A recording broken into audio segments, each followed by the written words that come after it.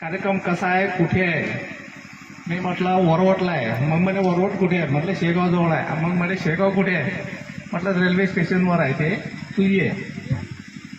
त्या मुलीनं सरळ घरातून पाय काढला, रेल्वे स्टेशनवर आली. रेल्वेचं तिकीट नाही भेटलं तर रेल्वेच्या विदाऊट तिकीट ती रेल्वेत बसली आणि तिला भाज्या घेऊन जाणारे ज्या बाया असतात, रेल्वेनं मुंबईला जाणं येणं करतात, त्या बाया भेटल्या. त्या बायाच्या संगतीनं ती शेगावपर्यंत आली. जेव्हा ती घरून निघाली तर तिनं मला फोन केला की मी निघाली. तिच्या आईवडिलांनी तिला विचारलं की तू कुठे चालली? तर म्हणे मी वरवटला, म्हणजे शेगावपाशी कोणतं तरी गाव आहे वरवट, मी तिथे चालली. मग घरच्या लोकांनी सांगितलं की वरवट कुठे आहे, कुठल्या ठिकाणी आहे, कुठल्या देशात आहे, की प्रांतात आहे, तुला काय माहित आहे का? ही म्हणे मला काही माहित नाही आहे, पण म्हणे मी आता चालली. आणि जाताना मायबापाला बोलली की मी जर वापस आली तर तुमची, आणि जर तिकडे गेली तर बुद्धाची.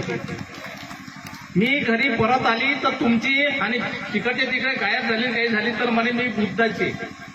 अशा या हिमतीनं ही पोरगी कांदेवाली वरून सरळ शेगावला आली.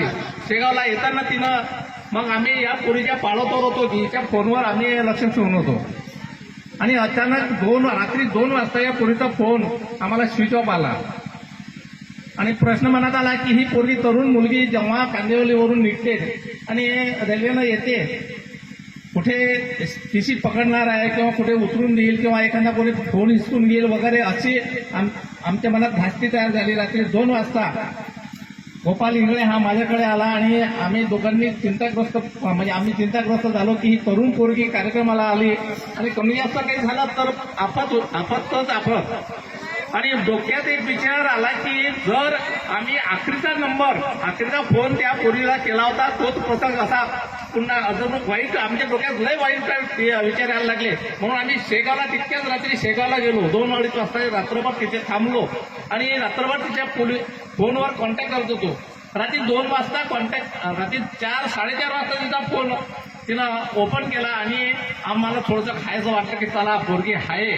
आणि तिनं सांगितलं मी सुखरूप आहे, संडासपाशी बसेल आहे आणि माझ्याबरोबर 2 भाजीपाला विकणाऱ्या मुंबईला जाणाऱ्या बाया मला सोबतीला आहेत. आम्हाला वाटलं चला जमलं. आणि रात्रभर आम्ही त्या रेल्वे स्टेशनवर जागरण केलं. सकाळी ही मुलगी 6-6:30 वाजता आली. आम्ही तिला घरी घेऊन आलो. अशी ही पोरगी धाडसानं जर इथे येते तर मला असं वाटते की